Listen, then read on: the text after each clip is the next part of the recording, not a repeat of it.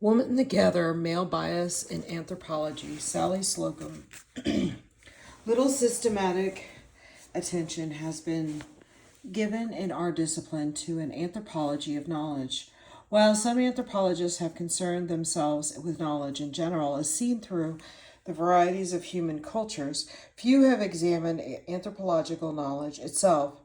An anthropology of knowledge would have several parts. First is what Peter Berger, 1967, 1 through 18, has called a philosophical anthropology, a study of the nature of the human species.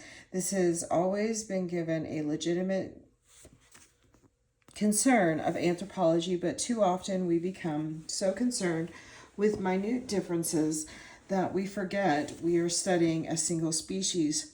Second is how we know anything. What is accepted as proof? What is reality? What are the grounds for rationality? What modes are used in gathering knowledge?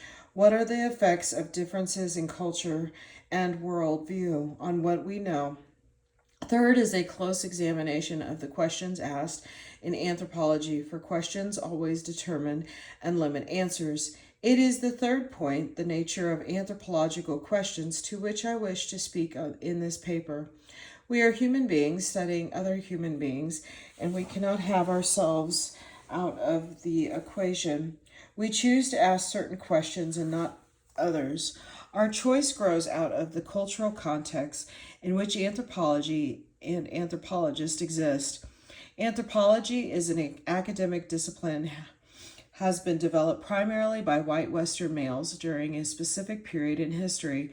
Our questions are shaped by the particulars of our historical situation and by our unconscious cultural assumptions.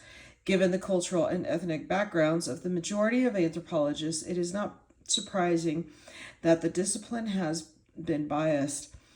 There are signs, however, that this selective blindness is beginning to come under scrutiny. For example, in the exchange in the journal Current Anthropology 1968, anthropologists like Kathleen Gow and Gerald Berriman point out the unconscious effort of American political and economic assumptions on our selection of problems and populations to be studied. Restive minority groups in this country are pointing to the bias inherent in anthropological studies of themselves through books such as Vine Delora's Custer Died for Your Sins. We have always encouraged members of American minority groups and other foreigners to take up anthropology because of the perspective in the world that they can supply. The invitation is increasingly being accepted as we had both hoped and feared. Repercussions from this new participation are being felt in theory, method, interpretation, and problem choice, shaking anthropology to the roots. The perspective of women is in many ways equally foreign to an anthropology that has been developed and pursued primarily by males. There is a strong male bias in the questions asked and the interpretations given. This bias has hindered the full development of our discipline as the study of human animal. I don't want to call it the study of man for reasons that it will become evident. I am going to demonstrate the Western male bias by remaining the matter of evolution of Homo sapiens from our non-human primate ancestors, in particular the concept of the man, the hunter, as developed by Sherwood Washburn and C. Lancaster and others in my focus. This critique is offered in hopes of transcending the male bias that limits our knowledge by limiting the questions we ask. Though male bias can be shown in other areas, hominid evolution is particularly convenient for my purpose because it involves speculations and inferences from a rather small amount of data. In such a case, hidden assumptions and premises that lie beyond the speculations and inferences are more easily demonstrated. Male bias exists not only in the ways in which the scanty data are interpreted, but in the very language used. All too often, the word man is used in such an ambiguous fashion that it is impossible to decide whether it refers to males or to the human species in general, including both males and females. In fact, one frequently is led to suspect that in the minds of many anthropologists, man supposedly meaning the human species is actually exactly synonymous with males. The ambiguous use of language is particularly evident in the writing that surrounds the concept of man, the hunter. Washburn and Lancaster make it clear that it is specifically males who hunt, that hunting is much more than simply an economic activity, and that most of the characteristics which we think of as specifically human can be casually related to hunting. They tell us that hunting is a whole pattern of activity and way of life. The biology, psychology, and customs that separate us from the apes, these we owe to the hunters of time past. If this line of reasoning is followed to its logical conclusion, one must agree with Jane Keppert when she says, since only males hunt and the psychology of the species was set by hunting, we are forced to conclude that females are scarcely human. That is, do not have built in the basic psychology of the species to kill and hunt and ultimately to kill others of the same species. The argument implies built-in aggression in human males as well as the assumed passivity of human females and their exclusion from the mainstream of human development. To support their argument, the hunting is important to human males. Washburn and Lancaster point to the fact that many modern males still hunt. Though it is no longer economically necessary, I could point out that many modern males play golf, play the violin, or tend gardens. These, as well as hunting, are things their culture teaches them, using a survival as evidence to demonstrate an important fact of cultural evolution, can be accorded no more validity when proposed by a modern anthropologist than when proposed by Tyler. Regardless of its status as a survival, hunting by implication, as well as directed statement, is pictured as a male activity to the exclusion of females. This activity, on which we are told depends on the psychology, biology, and customs of our species, is strictly male. A theory that leaves out half the human species is unbalanced. The theory of man the hunter is not only unbalanced, it leads to the conclusion that the basic human adaptation was the desire of males to hunt and kill. This not only gives too much importance to aggression, which is after only one factor of human life, but it derives culture from killing. I'm going to suggest a less biased reading of the evidence, which gives a more valid and logical picture of human evolution, and at the same time, a more hopeful one. First, I will note the evidence, discuss the more traditional reading of it, and then offer an alternative reconstruction. The data we have to work from are a combination of fossil and archaeological materials, knowledge of living non-human primates, and knowledge of living humans, since we assume that the proto-hominid ancestors of Homo sapiens developed in a continuous fashion from a base of characteristics similar to those of living non-human primates. The most important facts seem to be the ways in which humans differ from non-human primates and the ways in which we are similar. The differences are as follows: longer gestation period, more difficult birth, neoteny, in that human infants are less well developed at birth, long period of infant dependency, absence of body hair, year-round sexual reciprocity of females, resulting the possibility of bearing a second infant while the first is still at the breast or still dependent. Erect bipedalism, possession of a large and complex brain that makes possible the creation of elaborate symbolic systems. languages and cultures, and also results in most behavior being under the cortical control, food sharing, and finally living in families. For the purposes of this paper, I define families as followed: a situation where each individual has defined responsibilities and obligations to a specific set of others of both sexes and various ages. I use this definition because among humans, the family is a social unit, regardless of any biological or genetic relationship, which may or may not exist among its members.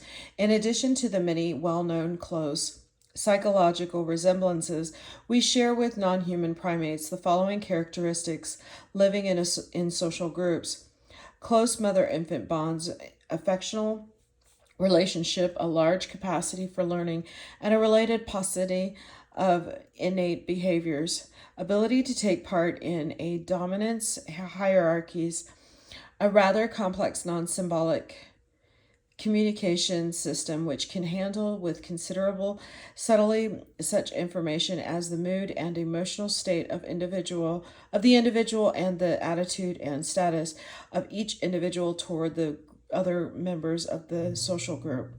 The fossil and archaeological evidence consists of various bones labeled Ramapithecus, Australopithecus, I can never say those, Australopithecus, Homo habeas, Homo erectus, etc., and artifacts such as stone tools representing various cultural traditions. Evidence of use of fire. From this evidence, we can make reasonable inferences about diet, posture, and locomotion, and changes in the brain as shown by increased cranial capacity, ability to make tools, and other evidences of cultural creation.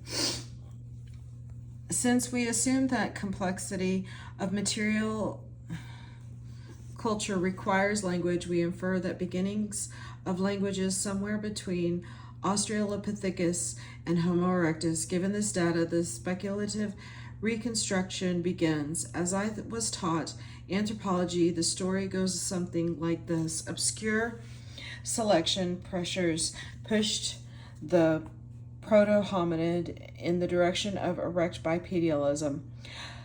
Perhaps the advantages of freeing the hands for food, caring for, or for tool use, freeing the hands allowed more manipulation of the environment in the direction of tools for gathering and hunting food.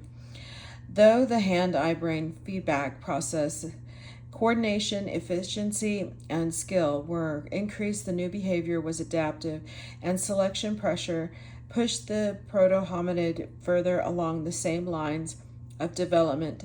Diet changed as the increase in skill allowed the addition of more animal protein. Larger brains were selected for making possible transmission of information concerned with tool making and organizing cooperative hunting. It is assumed that as increased brain size was selected for, so also was neoteny, immaturity of infants at birth, with a corresponding increase in their period of dependency, allowing more time for learning. At the same time as this learning became necessary through the further reduction of instinctual behaviors and their replacement of symbolically invented ones. Here is where one may discover a large logical gap. From the difficult to explain beginning trends towards neoteny and increased brain size, the story jumps to man the hunter. The statement is made that the females were more burdened with dependent infants and could not follow the rigorous hunt. Therefore, they stayed at a home base, gathering what food they could have, while the males developed cooperative hunting techniques, increased their communicative and organizational skills through hunting, and brought the meat back to the dependent females and young. Incest prohibitions Marriage and the family, so the story goes, grew out of the need to eliminate competition between males for females. A pattern developed of a male hunter becoming the main support of his dependent females and young. In other words, the development of the nuclear family for no apparent reason. Thus, the peculiarly human social and emotional bonds can be traced to the hunter bringing back to the food to share. Hunting, according to Washburn and Lancaster, involved cooperation among males, planning knowledge of many species and large areas, and technical skill. They even profess to discover the beginnings of art in the weapons of the hunter. They point out the symmetrical Etruscan biface tools are the earliest beautiful man-made objects. Though we don't know what these tools were used for, they argue somewhat tautologically that the symmetry indicates they may have been swung, because symmetry only makes a difference when irregularities might lead to deviations in the line of flight. It may well be that it was the attempt to produce efficient high-speed weapons that first produced beautiful symmetrical objects. So while the males were out hunting, developing all their skills, learning to cooperate, inventing language, inventing art, creating tools and weapons, the poor dependent females were sitting back at home base, having one child after another, many of them dying in the process, and waiting for the males to bring home the bacon. While this reconstruction is certainly ingenious, it gives one the decided impression that only half the species, the male half, did any evolving. In addition to containing a number of logical gaps, the argument becomes somewhat doubtful in the light of modern knowledge of genetics and primate behavior. The skills usually spoken as being necessary to or developed through hunting are things like coordination, endurance, good vision, and the ability to plan, communicate, and cooperate. I have heard of no evidence to indicate that these skills are either carried on the Y chromosome or triggered into existence by the influence of the Y chromosome. In fact, on just about any test we can design, psychological, aptitude, intelligence, etc., males and females score just about the same. The variation is in one individual, not a sex basis. Every human individual gets half its genes from a male and half from a female. Genes sort of randomly. It is possible for a female to end up with all her genes from male ancestors, and for a male to end up with all his genes from female ancestors. The logic of hunting argument would have us believe that all the selection pressure was on the males, leaving the females simply as drags on the species. The rapid increase in brain size and complexity was thus due entirely to half the species. The main function of the female half was to suffer and die in an attempt to give birth to their large-brained male infants.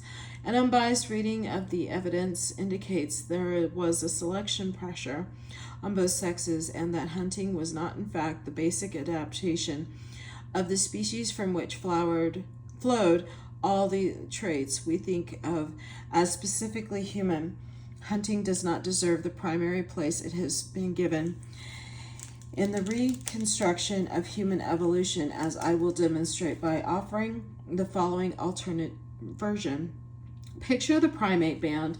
Each individual gathers to own food, and the major enduring relationship is the mother-infant bond. It is in similar circumstances that we imagine the evolving proto-hominids.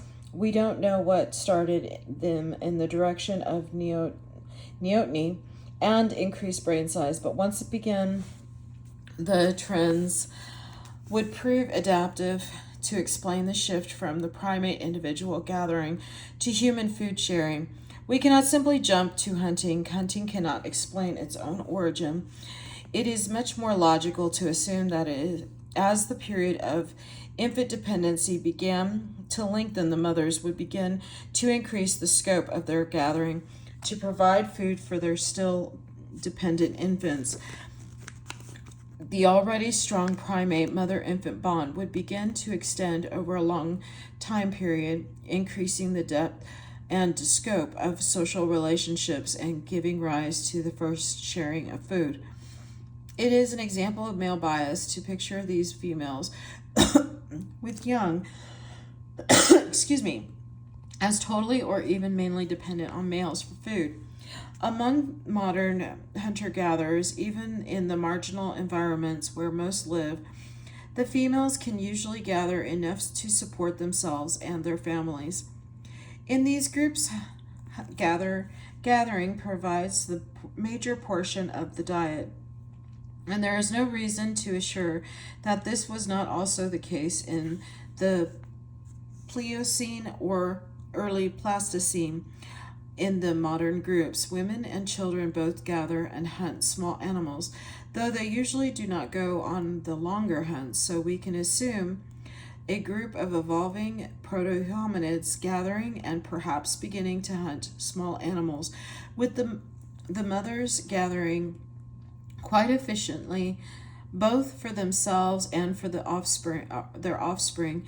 It is equally biased and quite unreasonable to assume an early or rapid development of a pattern in which one male was reasonable for his female and young, and most primate groups, when a female comes into estrus, she initiates coitus or signals her readiness by presenting the idea that a male would have much voice in choosing a female or maintain any sort of individual long-term control over her or her offspring is surely a modern invention which could have had no place in early hominid life.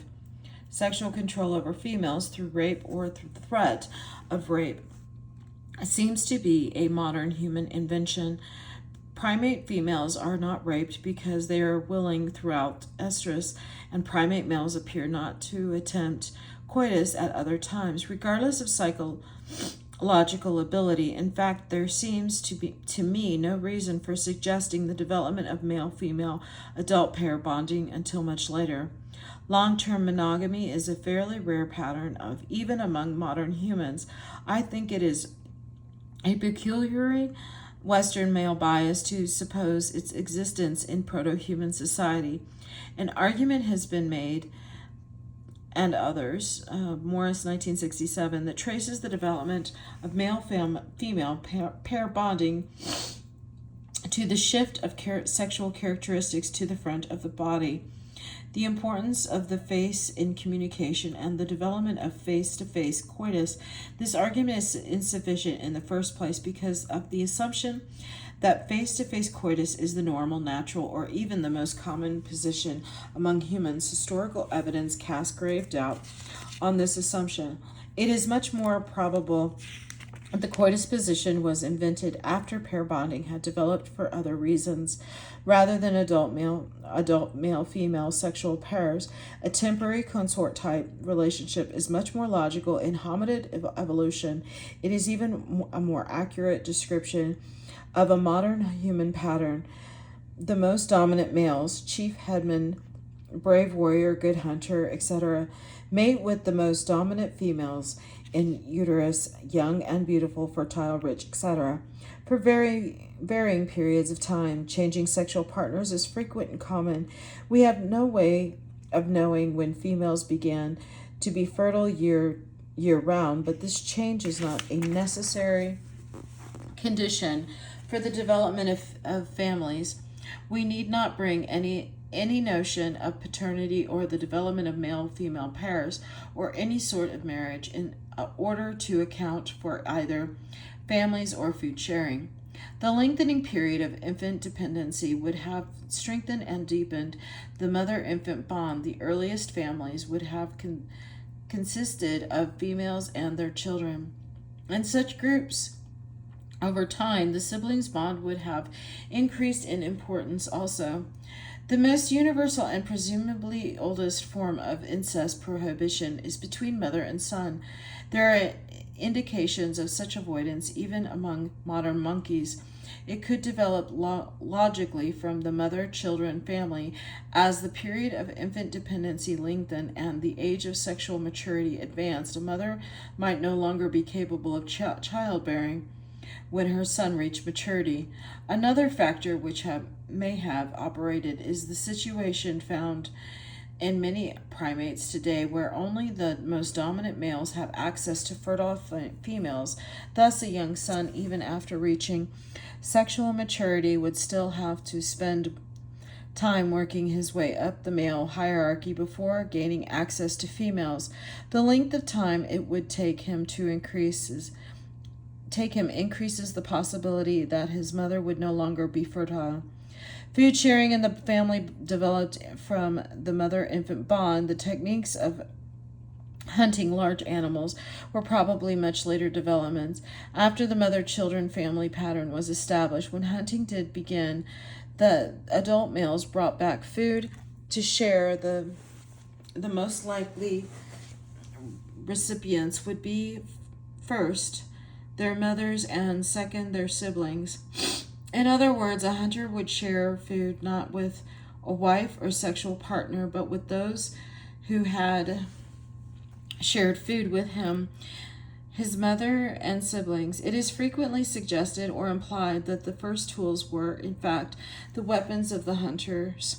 Modern humans have become so accustomed to the thought of tools and weapons that it is easy for us to imagine the first man-like creature who picked up a stone or a club.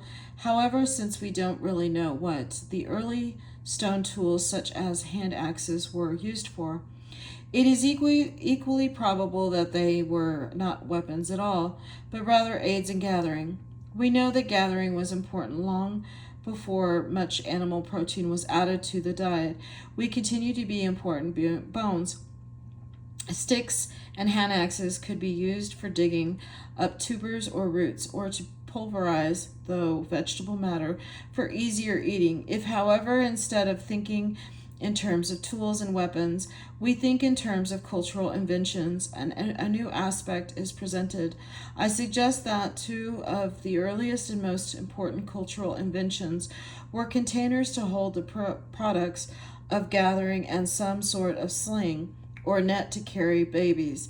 The latter in particular must have been extremely important with the loss of body hair and the increasing maturity of neonates, who could not cling and had less and less to cling to. Plenty of material was available: vines, hides, human hair. If the infant could be securely fastened to the mother's body, she could go about her task much more efficiently. Once a technique for carrying babies was developed, it could be extended to the idea of carrying food and eventually to other sorts of cultural inventions, choppers and grinders for food preparation, and even weapons. Among modern hunter-gatherers, regardless of the poverty of the material culture, food carriers and baby carriers are always important items in their equipment. A major point in the hunter argument is that cooperative hunting among males demanded more skill in social organization and communication, and thus provided selection pressure for increased brain size. I suggest that longer periods of infant dependency, more difficult births, and longer gestation periods also demanded more skills in social organization and communication, creating selective pressure for increased brain size. Without looking to hunting is an explanation the need to organize for feeding after weaning. Learning to handle the more complex social emotional bonds that were developing, the new skills and cultural inventions surrounding more extensive gathering, all would demand larger brains. Too much attention has been given to the skills required by hunting and too little to the skills required for gathering and the raising of dependent young. The techniques required for efficient gathering include location and identification of plant varieties, seasonal and geographical knowledge, containers for carrying the food, and tools for its preparation. Among modern hunting gathering groups, this knowledge is an extremely complex, well developed, and important part of their cultural equipment, caring for a curious, energetic, but still dependent human infant is difficult and demanding. Not only must the infant be watched, it must be taught the customs, dangers, and knowledge of its group for the early hominids as their cultural equipment and symbolic communication increased. The jobs of training the young would demand more skill, selection, pressure for better brains came from many directions. Much has been made of the argument that cooperation among males demanded by hunting acted as a force to reduce competition for females. I suggest the competition for females has been greatly exaggerated. It could easily have been handled in the usual way for primates. According to male status relationships already worked out and need not be pictured as particularly violent or extreme. Their seeds of male cooperation already exist in primates. When they act to protect the band from predators, such dangers may well have increased with a shift to savanna living and the longer dependency of infants. If biological roots are sought to explain the greater aggressiveness of males, it would be more fruitful to look toward their function as protectors rather than supposedly basic hunting adaptation. The only division of labor that regularly exists in primate groups is the females caring for infants and the males protecting the group from predators. The possibilities for both cooperation and aggression in males lies in the protective function. The emphasis on hunting as a prime moving factor in hominid evolution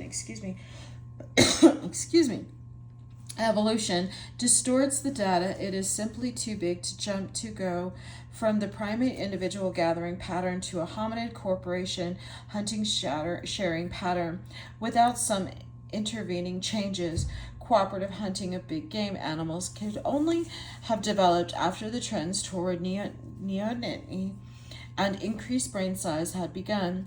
Big game hunting becomes a more logical development when it is viewed as growing out of a complex of changes, which included sharing the products of gathering among mothers and children, deepening social bonds over time, increase in brain size, and the beginnings of cultural invention. The purposes such as baby carrying, food carrying, and food preparation, such hunting not only needed the prior development of some skills in social organization and communication, it probably also had to await the development of the home base. It is difficult to imagine that most or all of the adult primate males in a group would go off on a hunting expedition, leaving the females and young exposed to the danger of predators without some way of communicating to arrange for their defense, or at least a way of saying, "Don't worry, we'll be back in 2 days." Until that degree of communicative skill developed, we must assume either that the whole band traveled and hunted together, or that the males simply did not go off on a large cooperative hunts. The development of cooperative hunting requires as a prior condition an increase in brain size. Once such a trend is established, hunting skills would take part in a feedback process of selection for better brains, just as would other cultural inventions and developments such as gathering skills. By itself, hunting fails to explain any part of human evolution and fails to explain itself. Anthropology has always rested on the assumption that the mark of our species is our ability to bring into existent forms and interaction and material tools with which to adjust and control the environment. To explain human nature as evolving from the desire of males to hunt and kill is to negate most of anthropology. Our species survived and adapted through the invention of culture, of which hunting is simply a part. It is often stated that hunting must be viewed as the natural species adaptation because it lasted as long as it did. 9/10 of all human history, however, man the hunter lasted as long as he did from no natural propensity toward hunting any more than toward computer programming or violin playing or nuclear warfare, but because that was what the historical circumstances allowed. We ignore the first premise of our science if we fail to admit that man is no more natural a hunter than he is naturally a golfer. For that, after symboling became possible, our species left forever the ecological niche of the necessity of any one adaptation and made all adaptations possible for ourselves. That the concept of man the hunter influenced anthropology for as long as it did is a reflection of male bias in the discipline. This bias can be seen in the tendency to equate man, human, and male, to look at culture almost entirely from a male point of view, to search for examples of the behavior of males and assume that this is sufficient for explanation, ignoring almost totally the female half of the species, and to filter this male bias through the ideal modern Western pattern of one male supporting a dependent wife and minor children. The basis of any discipline is not the answers it gets, but the questions it asks. As an exercise in the anthropology of knowledge, this paper stems from asking simple questions. What were the females doing while the males were out hunting? It was only possible for me to ask the question after I had become politically conscious of myself as a woman, such as the prestige of males in our society, that a woman in anthropology or any other profession can only gain respect or be attended to if she deals with the question deemed important by men though there have been women anthropologists for years, it is rare to be able to discern any difference between their work and that of male anthropologists. Learning to be an anthropologist has involved learning to think from a male perspective, so it should not be surprising that women have asked the same kinds of questions as men, but political consciousness, whether among women, blacks, American Indians, or any other group, leads to examination and reevaluation of taken for granted assumptions. It is a difficult process, challenging the conventional wisdom, and this paper is simply a beginning. The male bias in anthropology that I have illustrated here is just as real as the white bias, the middle class bias, and the academic bias that exist in the discipline. It is our task as an anthropologist to create a study of human species in spite of, or perhaps because of, or maybe even by means of our individual biases and unique perspectives.